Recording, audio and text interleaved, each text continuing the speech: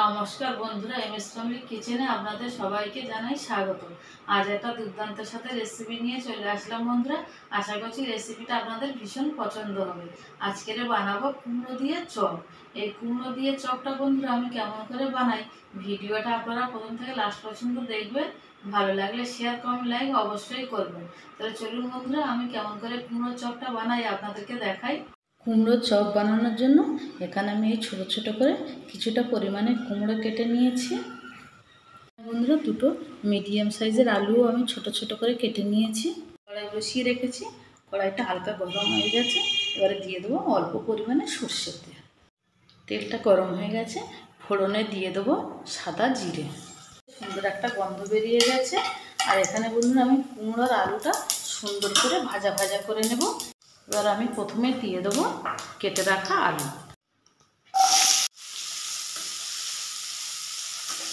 আলুটা হালকা লালচে করে ভেজে নিয়েছি। এবারে দিয়ে দেবো কুমড়োগুলো দিয়ে দিলাম। এবারে দিয়ে দেবো স্বাদ মতো লবণ। দিয়ে দেবো অল্প আদা বাটা। নুন আর আদা দিয়ে আমি ভালো করে 3 থেকে 4 মিনিট ভালো করে কষিয়ে নেব।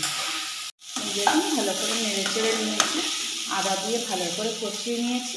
এবারে দিয়ে দেবো হলুদ গুঁড়ো। এখানে দিয়েছি ছোটো চামচের 1 চামচ হলুদ গুঁড়ো। দিয়ে দিলাম ছোটো চামচে 1/2 চামচ লঙ্কার গুঁড়ো। এখানে 3টে কাঁচা লঙ্কা কুচি করে রেখেছি, দিয়ে দিলাম কাঁচা লঙ্কার কুচি।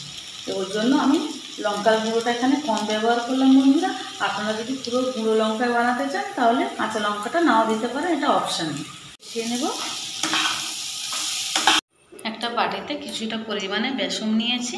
এবার বেসনটা আমি ব্যাটার বানিয়ে নেব। তার জন্য আমি বেসনে দিয়ে দিলাম অল্প পরিমাণে লবণ, অল্প পরিমাণে হলুদ গুঁড়ো, দিয়ে দিলাম অল্প পরিমাণে জিরের গুঁড়ো। উপকরণগুলো দিয়ে দিলাম, দিয়ে একটু মাখিয়ে নেব। উপকরণগুলো দিয়ে ভালো করে মাখিয়ে নিলাম। এবার আমি দিয়ে দেবো জল, অল্প করে জল দেব আর ব্যাটারটা বানাতে থাকবো। ব্যাটারটা পুরো রেডি করে নিয়েছি। এই ব্যাটারে এরকমভাবে আমি বানিয়ে নিয়েছি সুন্দরভাবে। এদিকে কুমড়ো আলু সুন্দরভাবে সিদ্ধ হয়ে গেছে। আর এবার এর মধ্যে আমি দিয়ে দেবো ধনেপাতা কুচি, দিয়ে দেবো অল্প পরিমাণে চিনি। বন্ধুরা, সব শেষে আমি যে মশলাটা ব্যবহার করছি, এই মশলাটা আমি গুঁড়ো করে রেখে দিয়েছি। এই মশলাটার মধ্যে আছে জিরে, মরিচ, মৌরি, তেজপাতা, শুকনো লঙ্কা, গোটা গরম মশলা। সেই মশলাটা আমি ভেজে গুঁড়ো করে রেখেছিলাম। দিয়ে দেবো 1 চামচ সেই গুঁড়ো মশলা। এই মশলাটা দিলে বন্ধুরা কী হয়, চপের স্বাদটা দ্বিগুণ বেড়ে যায়। আর বন্ধুরা ভালো করে আমি নেড়ে ছেড়ে নেব। আর আমি যেহেতু ওখানে গোটা গরম মশলা আমার মশলার সঙ্গে বানানো ছিল, তার জন্য আমি কোনো এক্সট্রা গরম মশলা গুঁড়ো ব্যবহার করিনি। আপনারা চাইলে কিন্তু গুঁড়োটা ব্যবহার করতে পারেন। শুকনো শুকনো হয়ে গেছে, এবার আমি নামিয়ে নেব। আমি একটু হাত দিয়ে ভালো করে মেখে নিয়েছি। হাতে এবার একটু তেল লাগিয়ে নেব। কড়াইতে বসিয়ে দিয়েছি তেল, তেলটা হালকা গরম হয়ে গেছে। এবার আমি কিছুটা নিলাম। এটা আপনারা যে কোনো শেপ দিয়ে বানাতে পারেন, কোনো অসুবিধা নেই। এই যে এইরকমভাবে আমি চ্যাপটা মতন বানিয়ে নিলাম। নিয়ে এই বেসনের মধ্যে দিলাম, দিয়ে এপিট ওপিট করে নেব। এবার তেলের মধ্যে দিয়ে দেব। এটা আমি মিডিয়াম ফ্লেমে রেখেছি। হাই ফ্লেমে রাখলে তাড়াতাড়ি কুমড়োর ওটা চপটা পুড়ে যাবে, যার জন্য আমি এটা ফ্লেমটা কমিয়ে রেখেছি। খুন্তির সাহায্যে আমি উল্টে নেব। বন্ধুরা, এই কুমড়োর চপের রেসিপিটা আপনাদের ভালো লাগলে একটা লাইক করবেন আর বন্ধুদের সাথে বেশি বেশি করে শেয়ার করবেন। বন্ধুরা, চপের কালারগুলো কত সুন্দর হয়েছে।